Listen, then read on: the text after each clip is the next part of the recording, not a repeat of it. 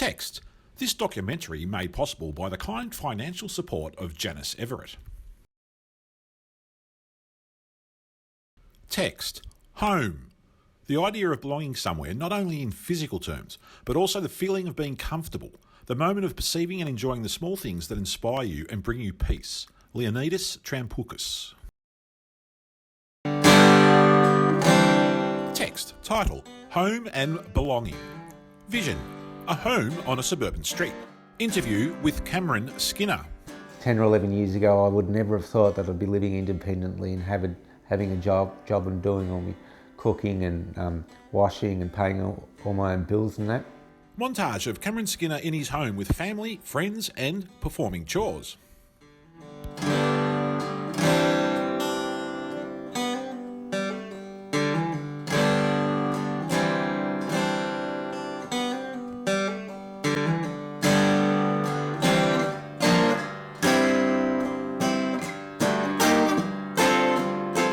Come on, Australia. Come on. Come, John, fire up.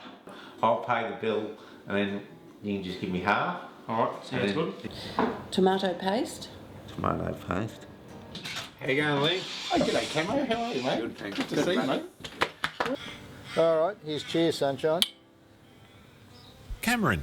The reason I wanted to move out of home is because I wanted to work and also to earn an income and work and become more independent and I suppose to gain more confidence, and because when I was living in Neerim South I was isolated and there was nothing to do. Yep.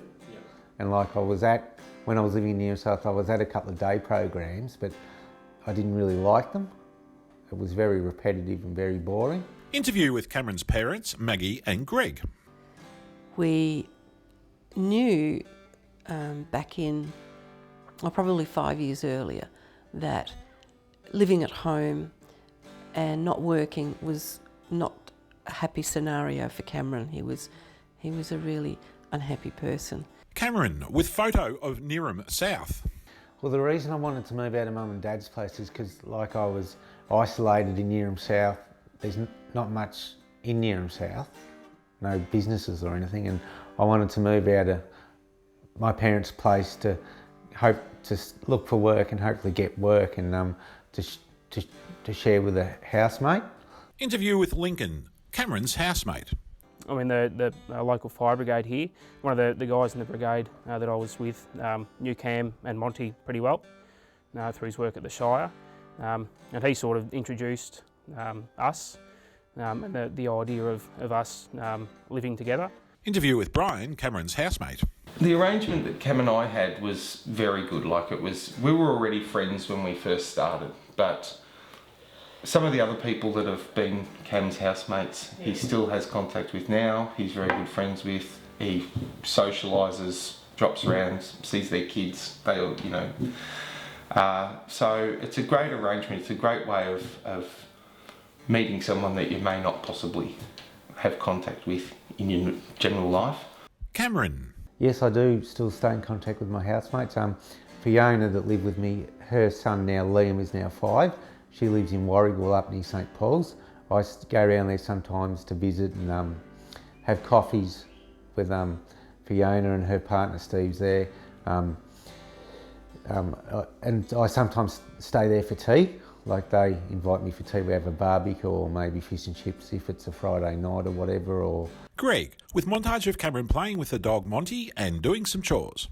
I think probably the main reason why we wanted Cameron to have a housemate who did not have a disability was the fact that it would be who would be supporting who is one reason. We wanted it to be Cameron's house and for him to be able to learn from a housemate in some of those skill areas that he perhaps needed some polishing up on. Maggie. The time that Cam moved into his own home was the result of a lot of planning. Interview Deb Rouget, CEO, Belonging Matters. So I travelled up to Warragul and I can remember sitting around the kitchen table with Maggie and Greg and Cameron and trying to really elicit what Cameron wanted to do with his life. Maggie. We chose an area that we felt was safe and that the neighbours would be supportive. Interview with Cameron's neighbour, Sally, and her 2 children, with footage of Cameron greeting them at the front gate. It's really great to have Cam as part of our street. He's very connected with all of the neighbours, and last week we actually had a working bee. Cameron came down and actually cut all the hedges for a lady that's not very well, and so he's just a really good community street player, and we really appreciate him. And there's not a time where you get out of your car and you don't hear, "G'day legend, how you going?" So he's a real happy, jovial person to have in our street. Cameron. Where do you think you gain the confidence from? Probably being able to live in my own house and do my own housework and that, and pay rent and maintain the house, and eventually getting work, and also having the circle of support and friends and family. Sally, with montage of Cameron volunteering at the farmers market. I actually run the Warragul Farmers Market along with another girl, and we love getting the community involved. And because I know Cam and I know his personality, I've actually asked him to come along and volunteer, and he has been on the welcoming, like at the gate, handing out bags for the market goers. It was wonderful, and we really appreciate Cam for being community minded and helping us out. Cameron.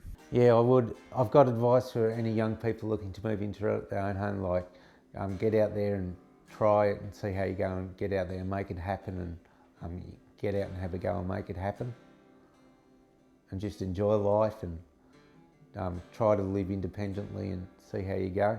Deb. And I can remember him saying, "I'd really like to live with someone who could give me a hand around the house, who doesn't play loud music, and who goes to the pub."